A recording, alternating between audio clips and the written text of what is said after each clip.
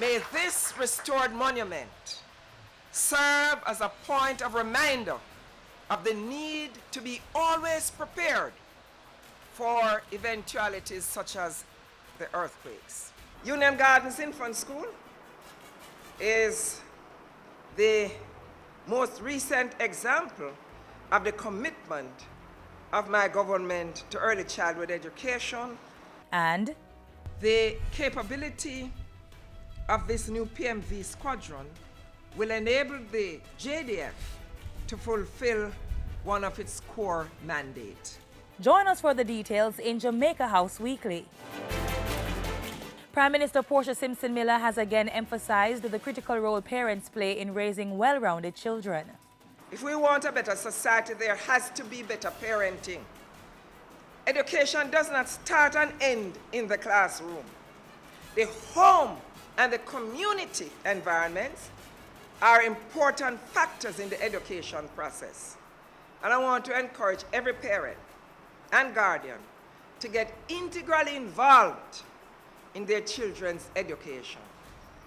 Visit this school sometimes, speak to the teacher, and find out how your son or your daughter is performing in school. Mrs. Simpson Miller was speaking at the opening ceremony for the Union Gardens Infant School in Southwest St. Andrew. The state-of-the-art $174 million institution houses 103 students who are now benefiting from a free school bus. The school was built in a 50-50 private-public sector partnership. At the opening, Mrs. Simpson Miller said education was one of the highest priorities of her administration. 14% of the national budget, or a sum of more than $11 billion, is invested in early childhood education and special education annually. The Prime Minister also used Wednesday's opening to thank outgoing head of mission at the European Union, Paola Amadei, for her sterling service over the past 4 years. You have been an excellent ambassador. Jamaica will miss you. And I am going to miss you. It is sad to see you go. You have done so much for Jamaica. On Wednesday afternoon, the Prime Minister, who is also Minister of Defense, was at Up Park Camp commissioning into service the newly formed Protected Mobility Squadron, its fleet of 12 Bushmasters, and the building housing the troop.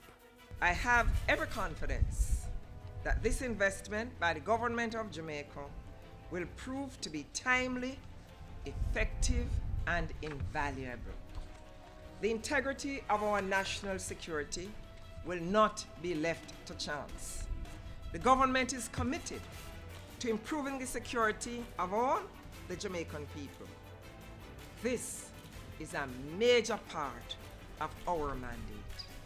The new vehicles replace a 40-year-old fleet.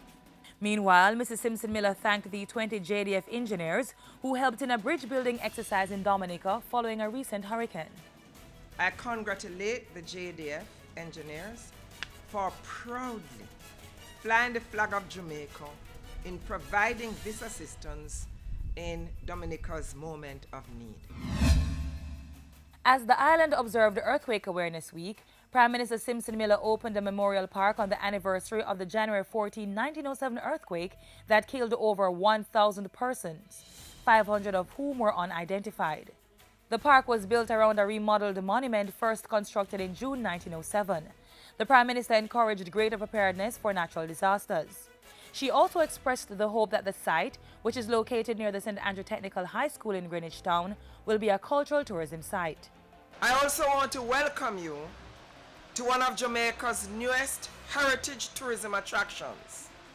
You all have the distinction of being among the first major influx of tourists to visit this attraction since its restoration.